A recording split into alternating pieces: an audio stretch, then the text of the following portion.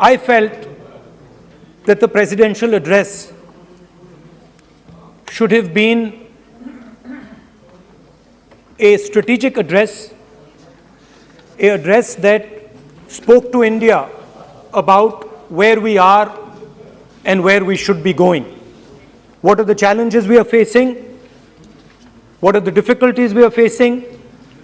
And what is the potential direction in which we can go? Unfortunately, the presidential address was a long list of things that the government claims to have done, but didn't really contain the deeper strategic issues that we would have liked to see. Also, the presidential address didn't touch a couple of central challenges facing our country. And that's what I would like to discuss today. To me, it seemed that the presidential address was a list of bureaucratic ideas instead of a strategic vision. It looked to me as if it had been constructed not by a vision of leadership, but by a group of bureaucrats who had simply to put something down on paper. So what did the presidential address miss? What did the presidential address not speak about? What did the presidential address hide from the people of India? I think there are three fundamental things that were not spoken about in the presidential address. The first, and what I consider to be the most important, is the idea that there are now two Indias. There is now no longer one India. There are two Indias. One India is for the extremely rich people, for those who have immense wealth, for those who have immense power, for those who do not need a job, for those who do not need water connections, electricity connections, but for those who control the heartbeat of the country. And then another India. Another India. आपके जब नेता बोलेंगे ना, फिर हम भी खड़े होंगे उस समय। एक बात करना है। ये प्रेसिडेंशियल एड्रेस की एक गरिमा होते हैं। जब आपके प्रवक्ता बोले थे, कोई भी नहीं खड़ा हुआ यहाँ तक। इस गरिमा को मद्देनजर ये चर्चा करना चाहिए। नेता सत्ता पक्ष के भी है, नेता विपक्ष के भी है। हमारे नेता भी बोल रहे हैं, समय हमें दिया गया, इस सूची में हम बोल रहे हैं। अगर आप ये चाहें कि हमारे नेता को बोलने में बाधा डाले जाए, तो मौका हमारे भी आएंगे। आपको नेता जब यहाँ बोलने उठेंगे, हम भी इस तरह की बाधा डालेंगे। ये आपको समझा रहे हैं, चेतावनी दे रहे हैं। ऐसा नहीं, हम लोग डरे हुए नहीं है, हम अपना बात रखना चाहते हैं, अधिकार है हमारा। प्लीज नो प्लीज बैठिए, बोलने सभी अध्यक्ष महोदय। And for my friends in the government, I want to make it clear that the spirit of what I'm saying is not one of criticism. The spirit with which I speak is one of discomfort with the state of our country. And the spirit with which I speak is one where I am worried about what is happening to the country. So you must not take it as a criticism. Take it as a citizen of the country who is concerned about what is going on. धन्यवाद। तो दो हिंदुस्तान बन रहे हैं, एक अमीरों का हिंदुस्तान और दूसरा गरीबों का हिंदुस्तान। और इन दो हिंदुस्तानों के बीच में खाई बढ़ती जा रही है। आपने अभी देखा होगा, अभी दो स्पीकर्स ने बात की, मगर आपने यह नहीं कहा कि रोजगार ढूंढने के लिए उत्तर प्रदेश में, बिहार में रेलवे की नौकरी के लिए वहां पे युवाओं ने क्या किया और क्या हुआ, इसके बारे में आपने नहीं बोला। गरीब हिंदुस्तान के पास आज रोजगार नहीं है। प्रेसिडेंशियल एड्रेस में बेरोजगारी के बारे में एक शब्द नहीं था, और पूरे हिंदुस्तान में आज हिंदुस्तान का युवा रोजगार ढूंढ रहा है। हर स्टेट में, उत्तर प्रदेश, बिहार, सब जगह हिंदुस्तान का युवा एक ही चीज मांग रहा है, रोजगार हमें दे दो, और आपकी सरकार नहीं दे पा रही। आपको मैं आंकड़ा देना चाहता हूं। इस पिछले साल 3 करोड़ युवा रोजगार खोए हैं। आप बात करते हो रोजगार देने की, 2021 में 3 करोड़ युवा रोजगार खोए हैं। 50 साल से सबसे ज्यादा बेरोजगारी आज हिंदुस्तान में है। आपने मेक इन इंडिया की बात की, स्टार्टअप इंडिया की बात की, मगर जो रोजगार हमें, हमारे युवाओं को मिलना चाहिए वो नहीं मिला, और जो था वो गायब हो गया। और ये सच्चाई है, और इस सच्चाई को आप भी पहचानते हो, क्योंकि आपने भी अपने भाषणों में रोजगार के बारे में कुछ नहीं कहा। कितना रोजगार पैदा किया गया है, किस प्रकार किया गया है, उसके बारे में आपने नहीं बोला, और आप बोल भी नहीं पाएंगे, क्योंकि अगर आप बोलेंगे तो हिंदुस्तान का युवा आपकी ओर देख के कहेगा कि ये मजाक कर रहे हैं। तो ये स्थिति पैदा कैसे हुई? ये दो हिंदुस्तान पैदा कैसे हुए?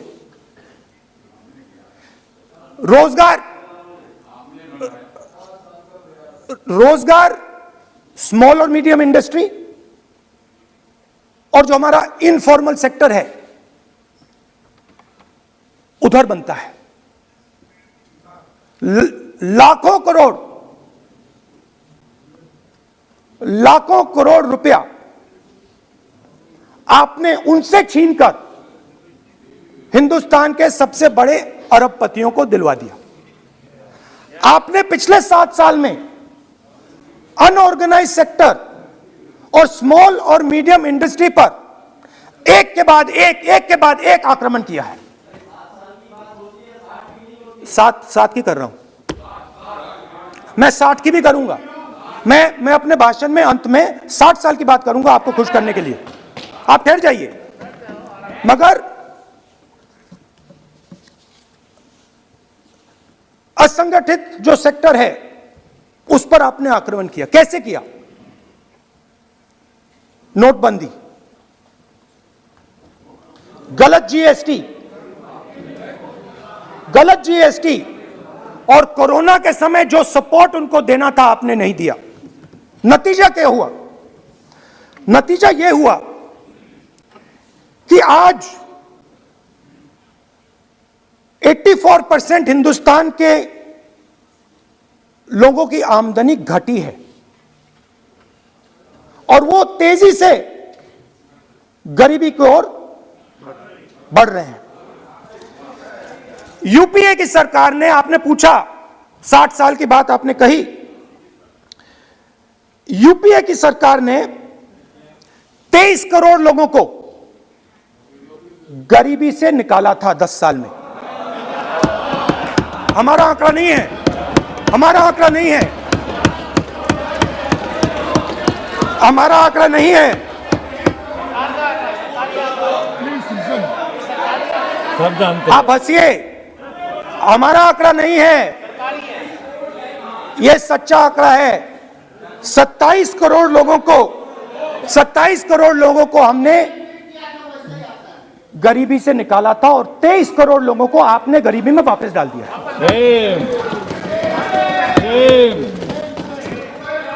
सेम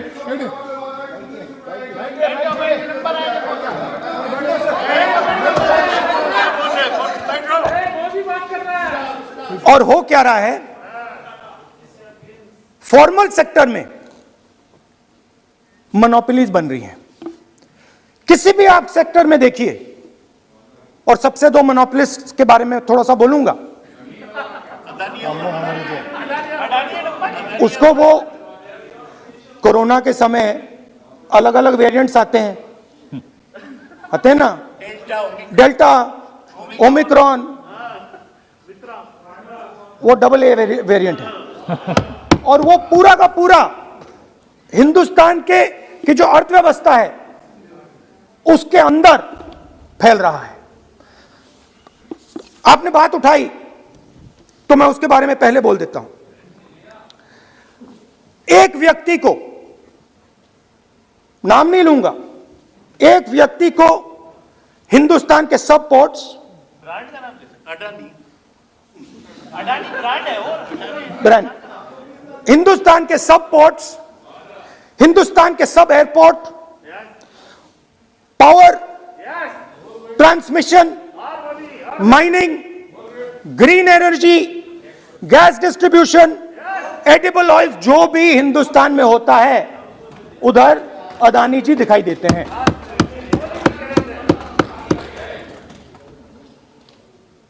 और दूसरी side Ambani ji petrochemicals, telecom, retail, e commerce में मोनोपोलियां।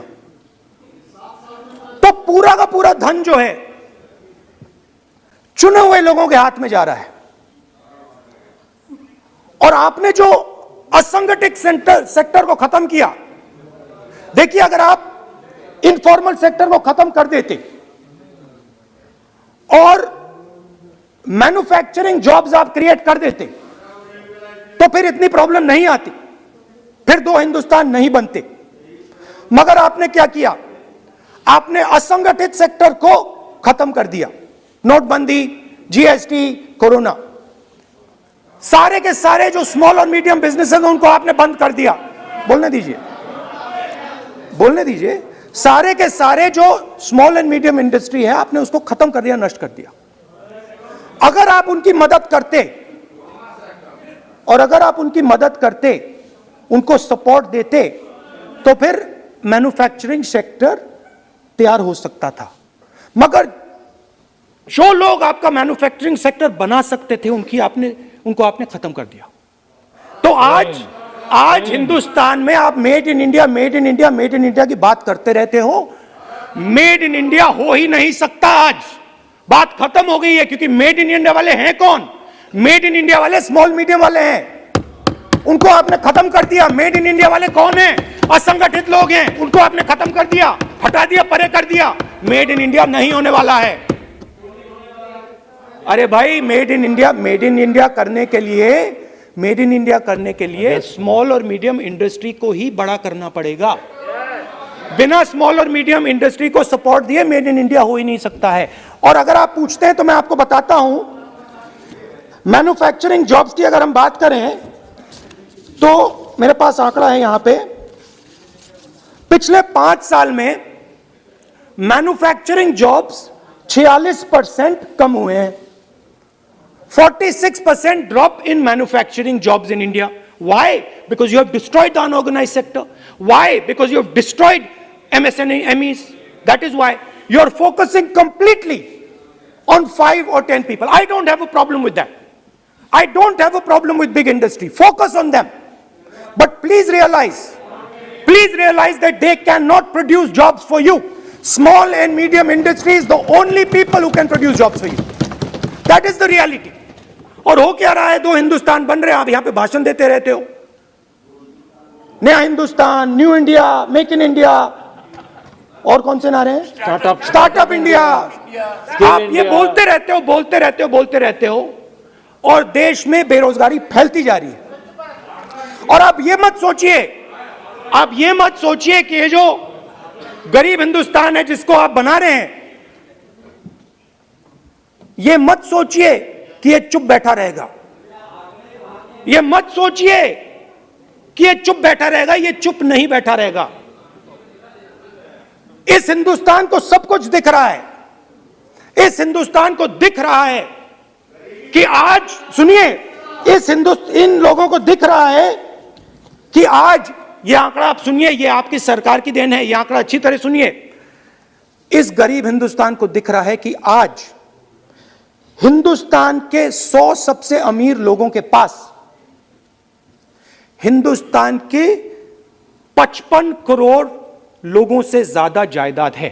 बात समझिए, 10 लोगों के पास 40% हिंदुस्तान से ज्यादा धन है, 10 लोगों के पास। यह कैसे हुआ? यह आपने किया, यह नरेंद्र मोदी जी ने किया। और तो मैं आपको एक सुझाव देता हूं, प्रधानमंत्री जी को आपको सुझाव देता हूं, ये जो दो आप हिंदुस्तान आप बना रहे हैं, इन दो हिंदुस्तानों को जोड़ने का काम जल्दी से शुरू कीजिए। स्मॉल एंड मीडियम इंडस्ट्रीज की मदद करना शुरू कीजिए। जो हमारे बेरोजगार युवाएं हैं उनकी मदद कीजिए।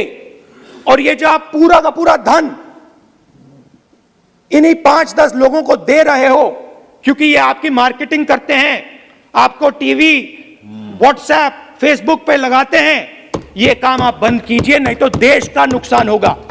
आपका नहीं, देश का नुकसान होगा। तो पहला मेरा सुझाव यह है, नंबर 2 और नंबर 3 भी है, अभी आएगा वो। और वो जो आपने 60 साल की बात कही थी, वो नंबर 3 में आएगा।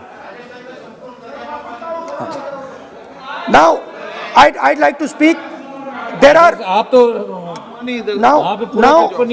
now there are 2 competing visions of this country, which is frankly the main difference between us and them. If you read the Constitution of India, you will find, and many of my colleagues who have not read it should look at it, you will find that India is described as a union of states. India is not described as a nation, it is described as a union of states. What does that mean?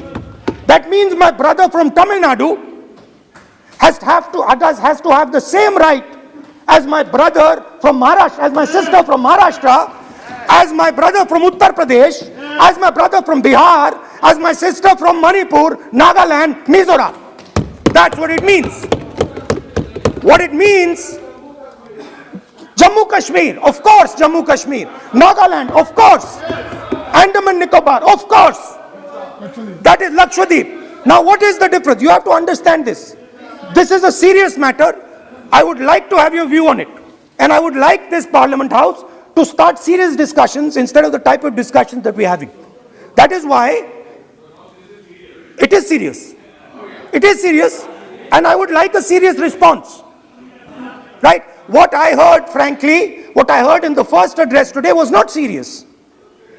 What I heard Mr. Dwivedi say was not serious. It did not behoove this House.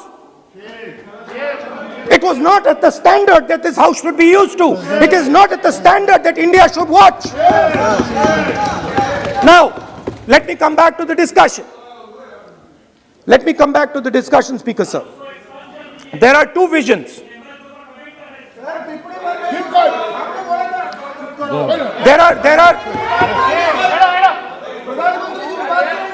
There are 2 visions of this country. One vision that it is a union of states, meaning it is a negotiation, meaning it is a conversation, meaning I go to my brother in Tamil Nadu and I say, what do you want? And he says, this is what I want. And then he asks me, what do you want? And I say, this is what I want. It is a partnership. It is not a kingdom. Remember that. You will never, ever in your entire life rule over the people of Tamil Nadu. It cannot be done. You will never, ever in your life rule over these other people. Please listen to what I'm saying.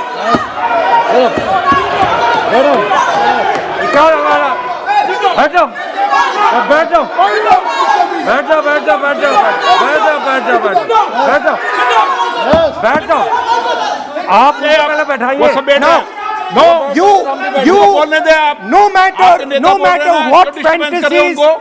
no matter what fantasies you might have, you will never ever rule over the people of the states of India.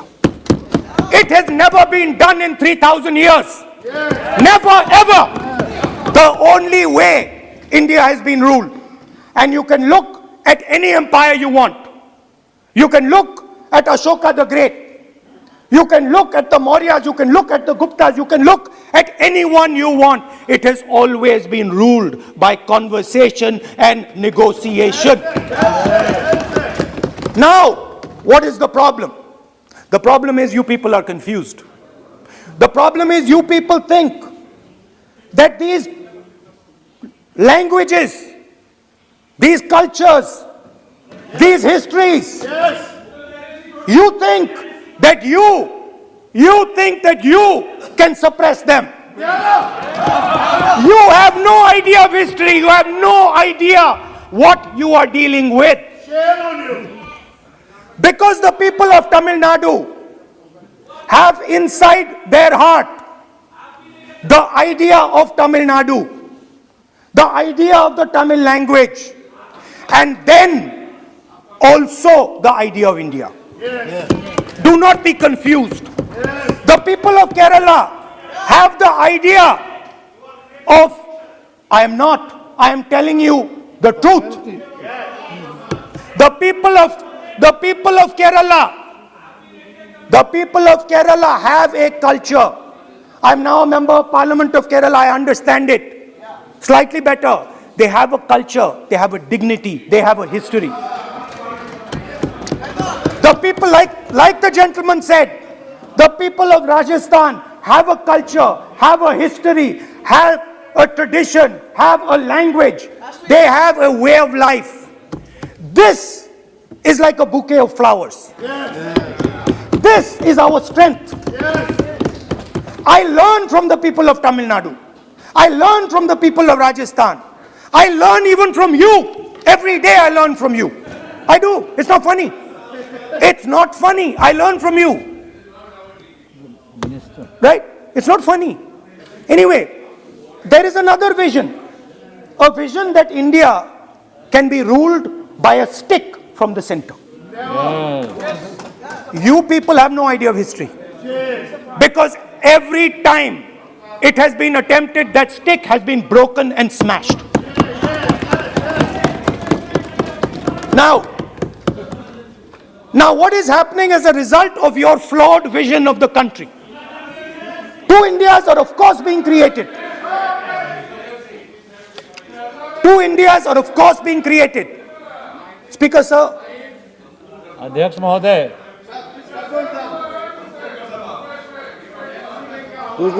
आप इधर आ सकते So what is happening? Disturb हो रहे हैं sir. What is happening as a result of this flawed vision? Two Indias, उस पे भी बोलता हूं, उस पे भी बोल देता हूं, मैं उस पे भी बोल देता हूं, मैं इमरजेंसी में भी बोल देता हूं, कोई प्रॉब्लम नहीं है, मैं बोलने से नहीं डरता हूं, आप उनका मैं डरता नहीं, मैं बोलने से। आप Anyway, so there are two visions. One is a union of states, union of languages, union of cultures, a bouquet of beautiful flowers that can challenge any power in the world. No power in the world has ever been able to challenge this bouquet of flowers. Now, there is another vision, a centralizing vision, the vision of a king. The idea of a king, which the Congress removed in 1947. We smashed that idea of a king. Now that idea of a king has come back. That there is a king, a Shahin Shah, a ruler of rulers, a master of masters. Now what is happening? Now Speaker sir, what is happening? आप बीच में मत बोलिए। Now Speaker. No, सबको Now, Speaker sir, what is happening as a कोई result of disturbance this नहीं हो रहा। flawed vision What is सामान्य happening हल्का फुल्का चलता है। is that the instruments of the conversation between our states, the instruments of the conversation between our peoples, what we call the institutions of our country, are being attacked and captured by one idea. So, for example, today, the idea of Tamil Nadu is excluded from Indian institutions. They can keep coming to you again and again and again and again and saying need, and you will say no, get out of here. Right? They do not have a voice in your framework. The farmers of Punjab can stand up and say we do not agree with these 3 laws. They do not have a voice in your framework. Only the king has the voice. The farmers can sit for 1 year. They can sit for 1 year outside in Corona. They can die, doesn't matter. The king does not agree. You do not listen to anybody. And even all of you, my dear brothers and sisters in the BJP, I saw my Dalit colleague speak today, Paswanji. I saw him. Yes. He knows the history of the Dalits. He knows who has oppressed the Dalits for 3,000 years. And he is speaking with a hesitancy. He is speaking without. I am proud of him. I am proud of this gentleman. He has spoken to me what is in his heart. I am proud of this man. But he is in the wrong party. Don't worry, घबराइए मत.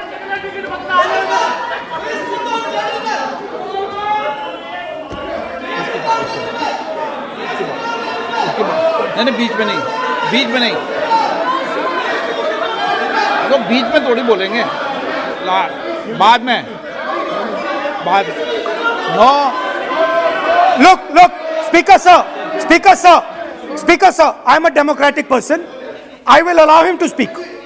ये सुनो एक minute, ये आप किसी को इजाजत नहीं दे सकते, ये अधिकार मेरा है. प्लीज बैठ जाइए.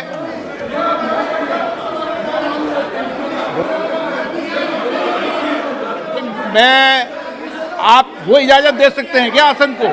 वो इजाजत देने का अधिकार नहीं है. ये अधिकार आसन का है. किसको इजाजत देनी है, किसको नहीं इजाजत देनी, माननीय राहुल गांधी प्लीज बैठ जाइए. मैं दूंगा आपको मौका, मैं आपको मौका दूंगा.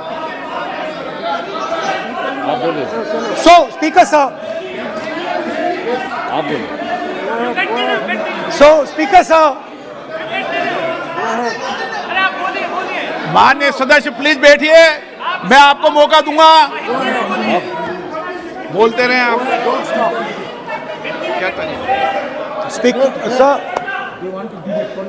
Speaker sir, so this confused ideology, this confused understanding of the nation of India is playing havoc with this country. And I'll give you examples. The judiciary, the election commission, Pegasus, these are all instruments of destroying the voice of the Union of States. When you apply Pegasus on an Indian politician, when the Prime Minister personally goes to Israel and authorizes the use of Pegasus in India, he is attacking the people of Tamil Nadu. He is attacking the people of Assam. He is attacking the people of Kerala. He is attacking the people of Bengal. Point of order. 52-1. 350. Attack that you are carrying out on the institutional framework of this country is going to get a response from the Union of States. And you are fiddling. I understand this. You might not appreciate it. But my great-grandfather spent 15 years in jail building this thing. My grandmother was shot 32 times and my father was blown into bits. So I understand a little bit about what this country is. My blood has been sacrificed, not by me, by my great-grandfather, by my grandmother, by my father for this country. So I understand what it is. And you are fiddling with something very, very dangerous. And I am advising you, stop. Because if you do not stop, you will create a problem. You have already started creating the problem. The problem has already started in the northeast. The problem has already started in Tamil Nadu. You're not visible. It's not visible to you right now. Jammu Kashmir, which I will speak about, which is my third point. Now, what you're fiddling with is extremely dangerous, and it demonstrates a complete lack of understanding of history. Please, this evening, go back and look at all the empires that have ever ruled India. Look at them carefully. You will find that every single one of them is a union of states. There's not a single empire. There was a reason Ashok used to go and put his pillars everywhere. Because it was a union of states where Ashok, the great king, respected everybody. You are disrespecting everybody. Disrespect me, I don't care. It doesn't matter to me. But you cannot disrespect the people of this country. Right. Now, final. And I think one of the more important parts of my speech.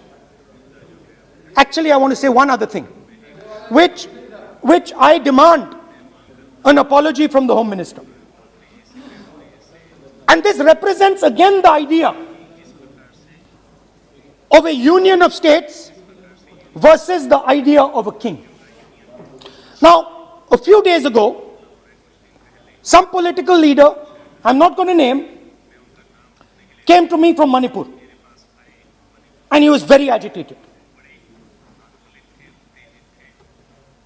I spoke to him, I said, why are you agitated, my brother? And he says, Rahul ji, I have never felt as insulted as I have a few days ago.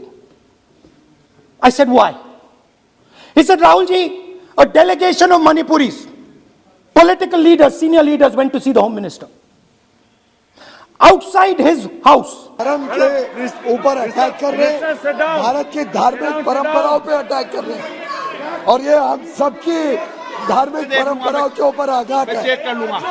हमारे घर में भी यही है परिस्थिति। Speaker sir, it reflects a mentality. It reflects a sense that I am bigger than you. You are nobody, I am everybody. That is why I will wear my shoes and you will not. Anyway, going back to the main point. Now, and the final most important point. My understanding is that the RSS and the BJP is playing with the foundations of our country. And they are weakening the foundations of our country. They are weakening the links between our people. They are weakening the links between our languages. Now, they have further weakened the country.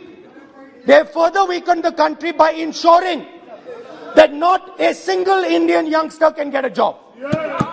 So today, unlike a decade ago, 15 years ago, India is weak. Ask yourselves, why you were not able to get a guest on Republic Day. Ask yourself that question.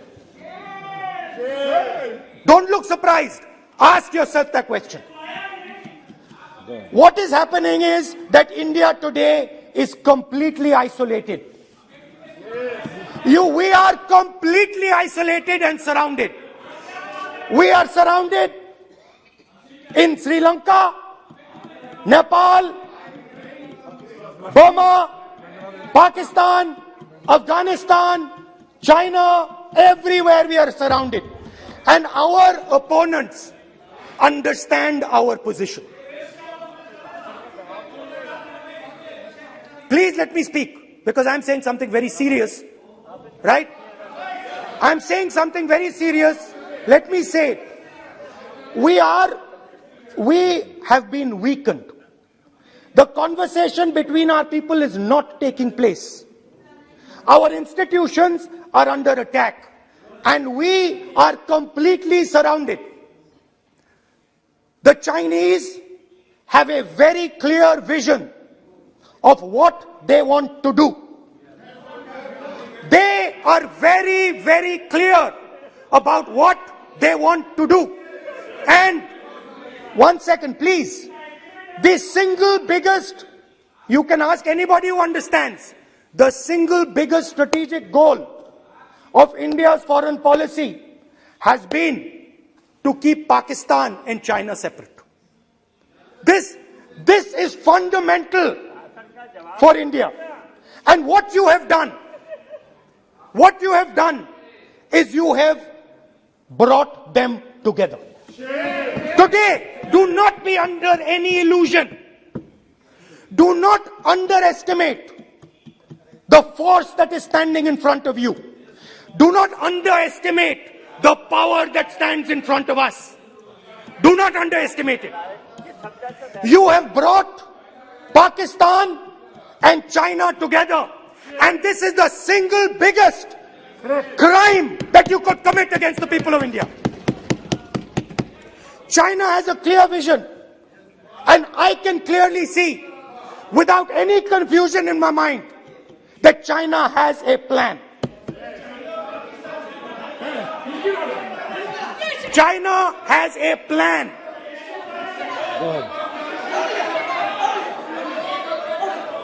I can see without any doubt that the Chinese, please, we are all nationalists, so let us discuss properly.